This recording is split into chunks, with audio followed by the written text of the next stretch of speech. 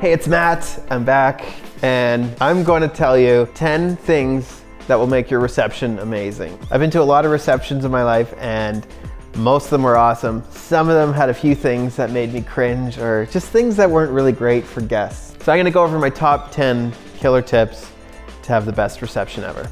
And I'm going to go over it now.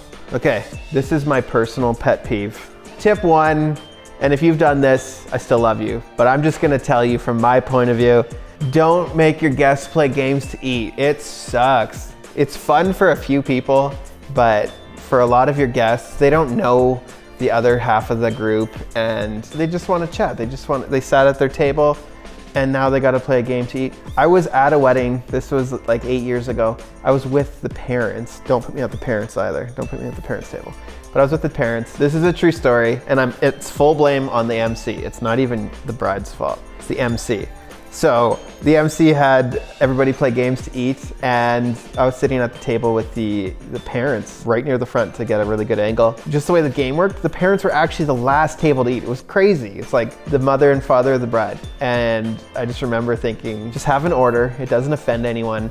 And if you want to have some fun, I'm all for that. I love a good joke. I love a little story. I love a song from a grandparent or aunt or uncle. Have an open mic during the, what do you call it? Have an open mic, have someone share, and you can, instead of clinking glasses, use that to do the kiss. Anyway, so tip 1, don't play games for people to have to eat their food. Pro tip number 2, if you have a wedding cake, which you don't have to, we'll talk about that later, but if you do, just cut it after supper. Let's be honest, the cake you bought for your wedding is probably the best dessert of the night. So you may as well cut it up. Your venue will take the cake and you do your photo op, you'll cut the photo, you look all cute. You smash it on each other's faces, and then you give it to the venue. They will cut it and put it on plates. That is the best dessert with coffee, in my opinion. Only second to candy bars. But the truth about a candy bar is I probably already ate half of it before I even sat down for the meal.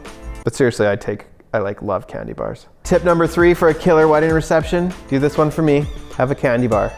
I love candy bars.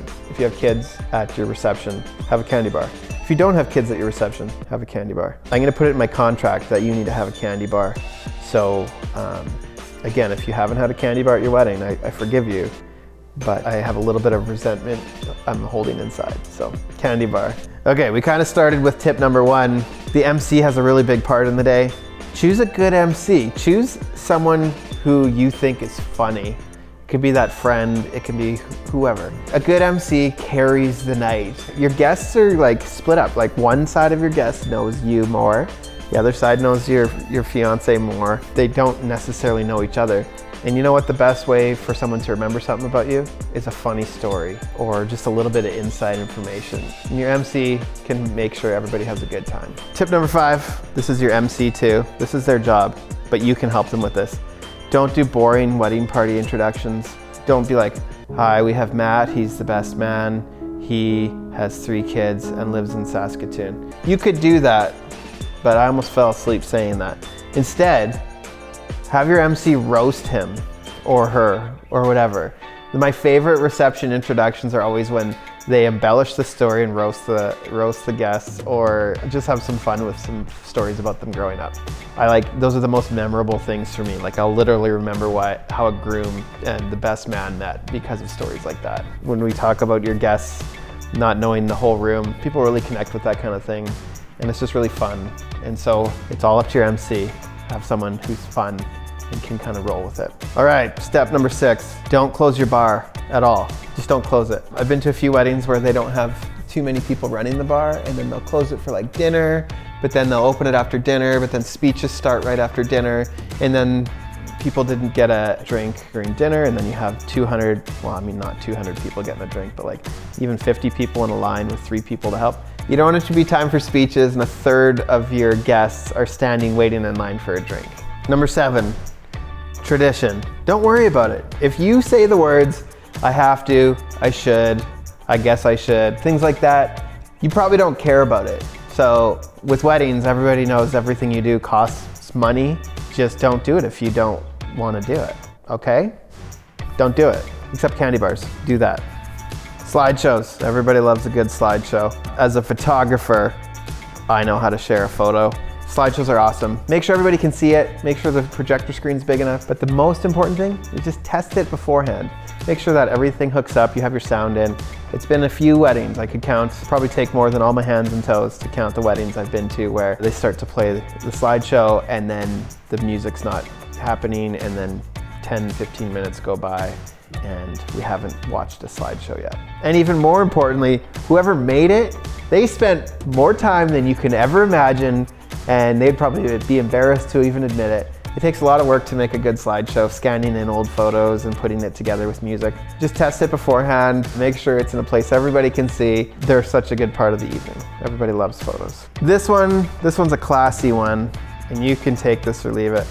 I love it when couples go together and talk to their guests. It doesn't even matter how many guests you have. You have 200 guests, you know, if you have 8 people per table. What's the math on that? What's 200 divided by 8? Hey Siri, what's 200 divided by 8?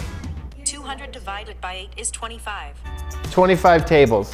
If you do 2 minutes a table, it'll take you 50 minutes. And plus for me as a photographer, there's always great candid photos I can grab when you do that. And again, you just get to see everybody. It's probably the best way to make sure you get to see everybody at least once if you don't do a receiving line. And especially if you didn't do a receiving line, it's a great way to just make sure you see everybody and get to say a few words to them. 10, we've talked a lot about the MC. You guys know how much the MC matters. The next thing though, DJ. Have a DJ who's awesome. I don't care who it is. I don't care if it's your cousin. Just make sure they're an awesome DJ. Because the DJs, just like the MC, they really set the stage and keep a pace for the rest of the night. This is pro tip number 11. I forgot to do it, but it's actually probably the most important. Make sure there's a safe ride home for your guests. So a shuttle going back to a parking spot if you're out of town, or you know, designated drivers. One of my clients had a wedding on their acreage and they had 2 friends and they rented some shuttle vans and they would just drive them right to their house. They wanted their guests to have fun and let loose, and I think that's a great thing to be able to do, and then giving them a safe ride home is such a great way to end the night, and you'll be really happy to end a great wedding day with everybody getting home safe. Tip number 12, you can save some money. Don't do an open bar. It's a waste of money and you'll just be paying for half-finished drinks for the rest of the night. So those are my pro tips for an awesome wedding reception. I've been to enough weddings to know that the secret ingredient is literally pure love, children's laughter, and a candy bar.